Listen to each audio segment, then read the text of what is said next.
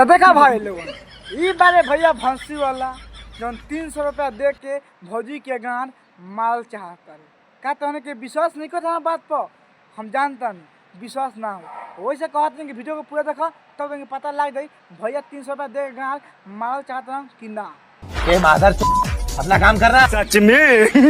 दादा ही तो का हाल बा भाई आज हम फिर से बात कर ले बानी और देश प्रेमी चंदन चंचल एंड गोलू गोल्ड के भाई आज के वीडियो बहुत गाँव फार बा ऐसे कहल चाहते हैं कि वीडियो को पूरा देखा तो बहुत मजा आई। वीडियो बना के बस एक ही मकसद बा एक ही मकसद वाला आप सभी को दिल से हंसाने के लिए ना किसी को दिल को ठेस पहुंचाने के लिए। तो वीडियो को पूरा देखम आ देखला के बाद में भूल जाओ तो बिना कोनो लाने वाला सुन के आज के वीडियो स्टार्ट करते हैं। आसावा से भरल रस भरी हई हो बारे तारा बहनी के गाड़ी में गधा के कम मंडल पे लो वाह बहुत अच्छा किरासवा से भरल जवानी बाकी ता कहे के मतलब का बा कि रस से जवानी भरल बा तो 300 में ना 500 लेबू देखो भौजी 500 तो देम लेकिन हम झाँट छिल के लाड़ चाटे के पड़ी चाटाबू समझ रहे हो ना दूधिया गोराई मर परी हई हो हमारा बारका में झाँट नहीं खू तारा बहनी के लहंगा में घुस सुनता दूधिया गोराई हई हो ए भौजी पटा के झाँट छिल दम मुँह तो देबू दिमाग मत खराब करो तार बहन के तो हमें का कहे बारे तो दूध के गोर अच्छा करिया रहा बस हम 300 देबू आ रात भर लेबू आ फिर चल देबू रात भर कहाँ 2 मिनट तो लेबू आ चल देबू देबे कि ना देबे हाँ ना बताओ तार बहन के दो कंजा हो जैसे अच्छा ठीक है दादा उठा लाली से महंगा हमर जींस हो का कह तारा कि तारा उठलाली से महंगा हमार जींस अरे भैया भंसी वाला इस सबके पता बा हम तारे के बता दी कि उठलाली बहुते महंगा मंगावेला अब ये नहीं के पता भौजी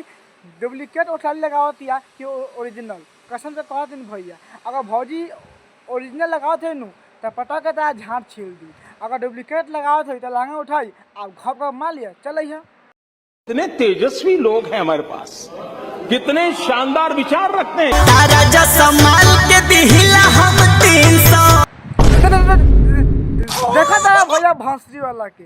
कैसे कहता कि तारा लेकर माल के दिहिला हम 300 हम पहले क्या कहनी है कि भैया पहले आयल बा आ भौजी के पेरल चाहता वो 300 में अरे भैया हम मानता नहीं भौजी स्मार्ट बिया तो 300 देता रहा आ करिया तो कौ सौ देता ना तारा भैया बताओ ना करिया रही तो कौ सौ देता भाई लोगन ऐसा भैया नू लड़की के रेट कम कर दिलन सन आ लड़की भाई तो लाड़ धर के रोए लगलन सन अरे भैया देखो तो 1000 दे ना खाली भौजी देखे में इतना गजब बिया कि मन करता है 500 दे के भौजी के दूधे पी ली ए मादर अपना काम कर रहा सच में दादा ही कचहरिया में लिख दी का कह तारू कि चला कचहरिया में लिख दी अरे भौजी का लिखबू हो ना हमरा के बोला का लिखबू ना जैसे भौजी कह जैसे भैया कह तारू नु कि चला कचहरिया में लिख दी ई ता बात सुन के ऐसा लागता नु कि तहला के बहुत प्रॉपर्टी बा तो भैया के नाम लिख देबू नु तो भैया कोनो के झाँट ना छिली समझ रहे हो ना ढोरी तहरा नाम चल हाँ तोर बहिन सुनता चला कचहरिया में कह दी ढोरी तारा में हाथ तोर बहिन चोद अरे भौजी हम तो सोचने भौजी भैया के तो खेत बाड़ी प्रॉपर्टी देवे लेकिन ढोनी के बात करते तक बहन चोद हम तो शादी ना करबो हम ना करबो जो फक भंसी वाली तो शादी कौन करे ढोनी में क्या होई ढोनी पर तो आजकल हक देता इन छोटे मोटे प्रोग्रामों से कितना कमा लेते हो ढोरी तहरा नाम हमरा तारा बोझ पटा के पेलता मुँह तो लगबू फक यहाँ से अरे 50 में कर तो ढोरी ना गाड़ देबे अरे गाड़ ना दे पीछा देबे फक भंसी वाली गाना देबे जो ना लेम जो का कह तारू कि हम देत रहिले अरे भौजी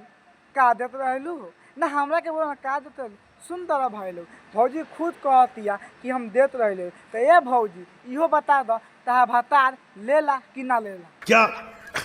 क्या चाह रहे हैं भाई आप